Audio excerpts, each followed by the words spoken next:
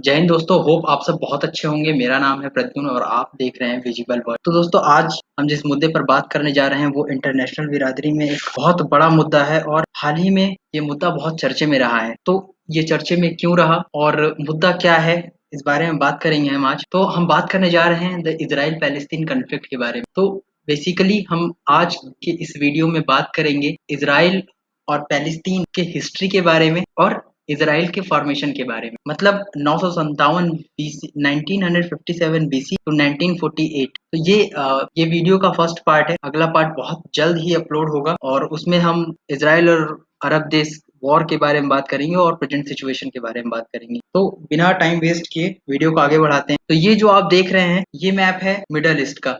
और middle east में ये जो एरिया है, हम इस एरिया की बात करने जा रहे हैं जिससे आप देख सकते हैं बॉर्डर सीरिया से शेयर किया है, जॉर्डन से शेयर हुआ है, इजिप्ट से शेयर हुआ है, पर लेबनान है उससे शेयर हुआ है। तो ये देश इतना ज्यादा चर्चा में क्यों रहा है, क्यों ये देश इतना इम्पोर्टेंट रहा है, आज इसके बारे में हम बात करेंगे। ये जो एरिया है, आप इन सारे एरिया का नाम याद रख लीजिए क्योंकि आगे जो वीडियोस आएंगी उनमें ये नाम आपको हमेशा सुनने को मिलेंगे। जैसे ये गोलन हाइट्स हो गया, वेस्ट बैंक हो गया, गाजा स्ट्रिप हो गया, ये बॉर्डर्स देख लीजिए आप। और ये जो साउदर्न एरिया आप देख रहे हैं, ये साउदर्न एरिया यहीं पे है नेगेवर डिजर्ट। तो बहुत इंपॉर्टेंट है, कभी कभी एग्जाम्स में पूछ लेता है। और आप देख रहे हैं ये डेड सी। तो डेड सी में वाटर इतना ज्यादा सैलाइन है कि अगर आप उसमें कूदते हैं तो आप तैरने लगेंगे, डूबेंगे नहीं। तो अब इस एरिया को वेस्ट बैंक क्यों कहते हैं?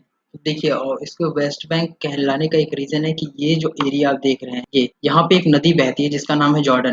और ये जॉर्डन नदी के वेस्ट में पड़ता है, इसीलिए इसको वेस्ट बैंक कहा जाता है। ये अक्सर ही डिस्प्यूटेड एरिया है, बहुत ही डिस्प्यूटेड एरिया है, अक्सर ही डिस्प्यूटेड। यहाँ पे झगड़े बने रहते हैं अरब देशों से और इसराइल के बीच। ये गोलन हाइट सीरिया और इसराइल के बीच का ये पार्ट है। यहाँ पे गोलन की पहाड़ियां हैं, इसलिए इसे गोलन हाइट्स कहते हैं। तेल अवीव जो कि इसराइल की राजधानी थी, ये गाजा स्ट्रिप जहां इस वक्त कॉन्फ्लिक्ट चल रहा है। लेकिन आज तो शांत हो गया, जब मैं ये वीडियो बना रहा हूँ तो अभी सीज फायर हो चुका है। बट ये इसराइल और हमास के बीच जो जंग है वो कभी शांत नहीं होती।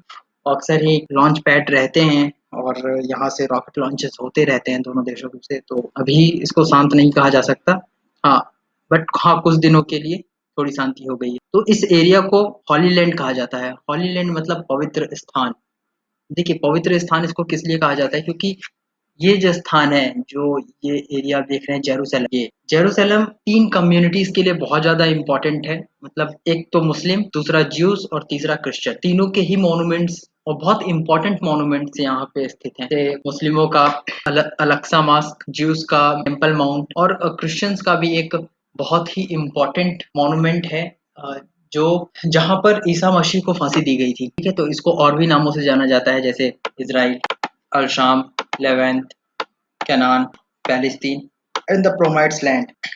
तो इसकी हिस्ट्री के बारे में बात करते थे। इसकी हिस्ट्री को जानने के लिए हमें लगभग 3000 साल पीछे जाना होगा। और 3000 साल का मतलब 957 बीसी के आसपास, जब फर्स्ट टेम्पल, जिसे इस टाइम टेम्पल माउंट के नाम से जाना जाता है, ये बनवाई गई इजराइलिट किंगडम के राजा सोलोमन किंग के द्वारा। और जो इजराइलिट किंगडम है उसके राजा थे सोलोमन किंग, उन्होंने ये टेम्पल बनवाया था। और लगभग 400 सालों के बाद इस पे नेबूचद्रेजर सेकंड, जो कि बेबीलोनिया का शासक रहता है 587 या 586 बीसी के आसपास, इस टेम्पल को डिमोलिश कर देता है और वहां से जो इजरायली रहते हैं या ज्यूज रहते हैं उनको भगा दिया जाता है। ठीक है, अब ये जो कॉन्फ्लिक्ट है, ठीक है, ये वर्ल्ड की सबसे लॉन्गेस्ट और कंट्रोवर्शियल कॉन्फ्लिक्ट मानी जाती है। ठीक है, तो आप ये एरिया देख लीजिए। आप ये देख रहे हैं डोम ऑफ द रॉक, ठीक है, ये है अलेक्सा मॉस्क। अलेक्सा मॉस्क इतना इंपॉर्टेंट क्यों है मुसलमानों के लिए? क्योंकि यही वो स्थान है जहाँ पर मोहम्मद साहब को ज्ञान की प्राप्ति हुई थी, ऐसा कहा जाता है। और ये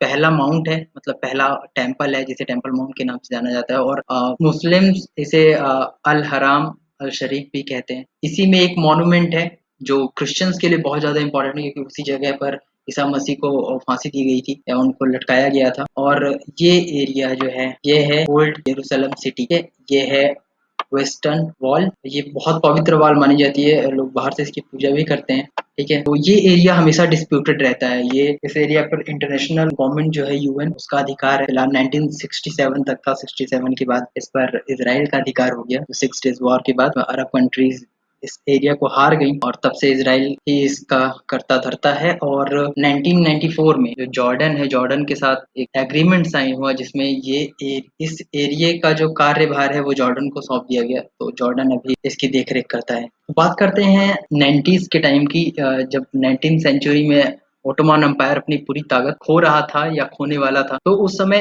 1850 और 60 के बीच एक नेशनलिज्म की हवा चलती है यूरोप में, जो कि लोगों को कंट्री के नाम पर जुड़ने के लिए एक उम्मीद देती है। एक यूनिफिकेशन प्रोसेस चलता है जिसमें लोगों को एक जात के नाम पर, एक धर्म के नाम पर या एक नेशन के नाम पर जुड़ने का प्रोसेस शुरू होता है और इस प्रोसेस को यूनिफिकेशन प्रोसेस कहा गया। तो इस प्रोसेस का असर ज्यूइश पर भी पड़ा और उस समय के बहुत फेमस जर्नलिस्ट थे थियोडोर हर्जल, जिन्होंने ज्यूइश मूवमेंट को बहुत ज़्यादा अ, बढ़ावा दिया और बहुत ही अहम भूमिका निभाई इस मूवमेंट में, जिसे जियोनिज्म या जियोनिस्ट मूवमेंट भी कहा जाता है। तो लगभग 1980s 1890s के आसपास का ये टाइम है जब पूरे यूरोप में ज्यूइश का परसिक्यूशन शुरू हो जाता है। मतलब इनको इनके धर्म को बैन कर दिया जाता है, इनको बंदी बना लिया जाता है, इनको उस देश से निकाल दिया जाता है और खासकर ये चीज़ें जो चल रही थी वो ईस्टर्न यूरोप में चल रही थी। तो ये एक बहुत बड़ा रीज़न था कि ज्यूइश के अंदर ये आया कि हम अब माइग्रेट करेंगे अपने अपने कंट्री अपनी कंट्री में, अपने होमलैंड में, जो कि इज़राइल है या पैलेस्तीन, उस टाइम का पैलेस्तीन। तो ये देखिए ऑटोमन एम्पायर उस टाइम का जो एरिया था, ये ऑटोमन एम्पायर के पावर में था। तो ऑटोमन एम्पायर मतलब आज का जो तुर्क है वही ऑटोमन एम्पायर था उस वक्त। ये जो ग्रीन कलर में आपको दिख रहा है वो ऑटोमन एम्पायर का ही पार्ट है 1520 के आसपास, ठीक है। अब जहां भी आप देखिए दो देशों के बीच विवाद पाएंगे, खासकर जमीन को लेकर, वहां पे अक्सर ही आप ब्रिटिशर्स को इन्वॉल्व पाएंगे। क्यों? क्योंकि उस टाइम की जो सबसे बड़ी कॉलोनी थी वो ब्रिटिशर्स के पास थी। लगभग 150 देशों पर इनका कंट्रोल था और उन्हीं में से एक इजराइल और पैलेस्तीन भी थे। तो 2 नवंबर 1917 में means around world war first, UK के फॉरेन सेक्रेटरी आर्थर बेल्फोर एक पब्लिक स्टेटमेंट जारी करते हैं जिसे बेल्फोर डिक्लेरेशन के नाम से जाना जाता है। तो इसमें ये कहा जाता है कि जो यूके है वो ज्यूज पीपल को पैलेस्तीन में रहने के लिए जगह देगा, उनको उनका राष्ट्रीय होम देगा, राष्ट्रीय घर देगा, ठीक है। तो ये बात होती है बेल्फोर डिक्लेरेशन में। लेकिन अंदर ही अंदर इनकी राजनीति इतनी ज्यादा रहती है कि ये इसके साथ-साथ एक साइक्स-पिकोट एग्रीमेंट भी कर लेते हैं, जिसमें फर्स्ट वर्ल्ड वॉर खत्म होने के बाद, क्योंकि ऑटोमन एम्पायर इतना कमज़ोर हो चुका था कि वो हार चुका था फर्स्ट वर्ल्ड वॉर में। तो फर्स्ट वर्ल्ड वॉर के खत्म होने के बाद जो ऑटोमन एम्पायर था उसको 3 हिस्सों में बाँट दिया गया। यूके, फ्रांस और रसिया के बीच ये साइक्स-पिकोट एग्रीमेंट होता है, जिसमें लेबनान और जॉर्डन का हिस्सा फ्रांस को दे दिया जाता है, टर्की का कुछ हिस्सा रसिया को दे दिया जाता है। सीरिया यूके के पास रहता है, इवन पैलेस्तीन भी यूके के पास रहता है।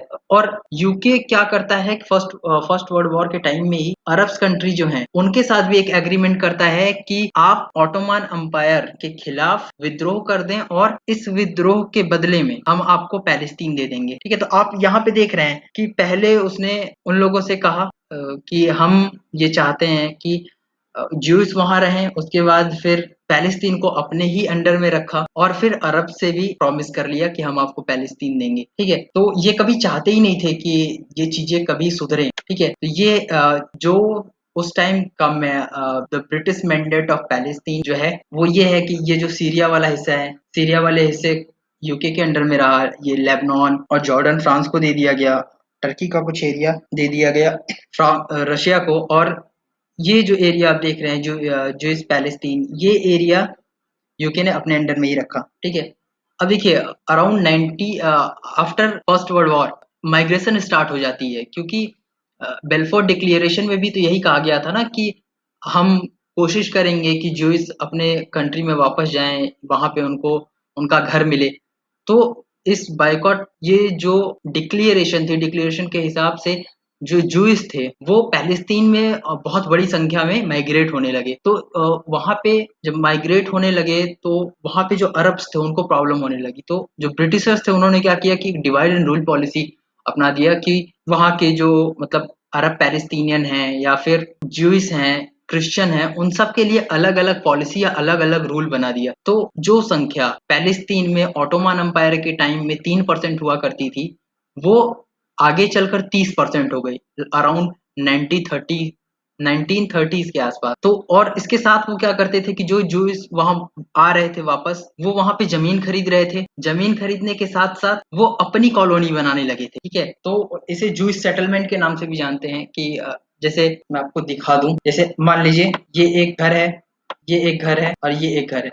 तो ये जो बीच का एरिया है, जूस क्या करते थे कि इस एरिया से यहाँ के लोगों को मारकर भगा देते थे और इस पूरे एरिया की तारबंदी कर देते थे, ठीक है? तो इसे जूस सेटलमेंट के नाम से जाना गया। मतलब 10 घर, 12 घर मिलकर वहाँ पर खेती-बाड़ी शुरू कर देते थे और अपना कब्ज़ा कर लेते थे पूरे एरिया पर, ठीक है? तारबंदी कर दिया करते थे। तो 1936 में क्या होता है कि रिवॉल्ट जो अरब पैलेस्टीनियन रहते हैं वो रिवॉल्ट कर देते हैं ब्रिटिशर्स के खिलाफ और ब्रिटिश आर्मी क्या करती है कि जो जूस मिलिशियाज थे, जूस मिलिशियाज अराउंड 1929 के आसपास हथियार उठाते हैं और अपनी खुद की मिलिट्री बनाते हैं, तो उनकी मदद लेते हैं। जो ब्रिटिश आर्मी रहती है वो उनकी मदद लेती है इस रिवॉल्ट को दबाने के लिए। तो 3 साल तक चली लड़ाई के बाद फाइनली जूस मिलिशियाज क्या करते हैं और जूस मिलिशिया और ब्रिटिश गवर्नमेंट मिलकर अरब के रिवॉल्ट को पूरी तरीके से दबा देते हैं और दूसरी तरफ अरब को खुश करने के लिए 1939 में जूस माइग्रेशन पर रिस्ट्रिक्शन लगा देते हैं, जिससे जूस मिलिशिया ब्रिटिशर से ही गुस्सा हो जाते हैं और उन्हीं के खिलाफ छोटी-मोटी वॉर छेड़ देते हैं, मीन्स लाइक गुरिल्ला वॉरफेयर। तो ये होता है 1939 तक और 1939 में क्या होता है कि 1939 में हो जाता है सेकेंड वर्ल्ड वॉर और सेकेंड वर्ल्ड वॉर में होता है जूस जेनोसाइड, जिसे होलोकॉस्ट इन यूरोप भी कहा जाता है और लगभग 42 लाख जूस को मार दिया जाता है एक गैस चैम्बर में डालकर और ये अब तक का सबसे बड़ा जेनोसाइड है और वो 6 साल जो चले सेकेंड वर्ल्ड वॉर के उसे ब्लैक ईयर भी कहा जाता है जूस हिस्ट्री में। तो था फिर आता है 1945 में वॉर खत्म होता है और यूएन का गठन। वो 1945 में यूनाइटेड नेशन का गठन होता है और यूनाइटेड नेशन के गठन के बाद यूके इजराइल और पैलेस्तीन के मामले से अपना हाथ पीछे खींच लेता है और ये जिम्मेदारी यूनाइटेड नेशन को मिल जाती है, वो इस विवाद का निपटारा करें। तो 1947 में यूनाइटेड नेशन एक रिजोल्यूशन पास करता है, जिस रिजोल्यूशन में ये कहा जाता है कि जो पैलेस्तीन की पूरी ज़मीन है, उसमें 2 हिस्से किए जाएँ। आधा जूइस को दिया जाए और आधा पैलेस्तीन को। इस रिजोल्यूशन के लिए वोटिंग कराई जाती है और आधे से ज़्यादा कंट्री इसमें इस बात का समर्थन करती हैं कि इज़राइल को उनका होमलैंड मिलना चाहिए। पर दिक्कत जेरूसलम को लेकर जब हो जाती है कि जेरूसलम के लिए जूइश स्टेट भी नहीं मानते और पैलेस्तीन अरब स्टेट्स भी। उनका ये कहना होता है कि ये हमारी पवित्र भूमि है और ये हमें मिलनी चाहिए। तो अब तक इस चीज़ पर बहस चल रही है, मुद्दे हो रहे हैं और विवाद अभी तक चल रहा है। 1967 तक इस पर इंटरनेशनल गवर्नमेंट यूएन का अधिकार था जेरूसलम पर 1967 में होता है 6 डेज़ वॉर और 6 डेज़ वॉर में इज़राइल 6 अरब देशों को 6 दिन के अंदर हरा देता है। तो उस समय से इस एरिया पर पूरी तरह से इज़राइल का डोमिनेशन हो जाता है और पूरी तरह से कंट्रोल भी। तो ये है इस वीडियो का अंत। आई होप ये वीडियो आपको पसंद आई होगी और पसंद आई तो प्लीज़ लाइक करें, शेयर करें, सब्सक्राइब करें, कमेंट करें और कमेंट करके बताएं ये वीडियो आपको कैसी लगी।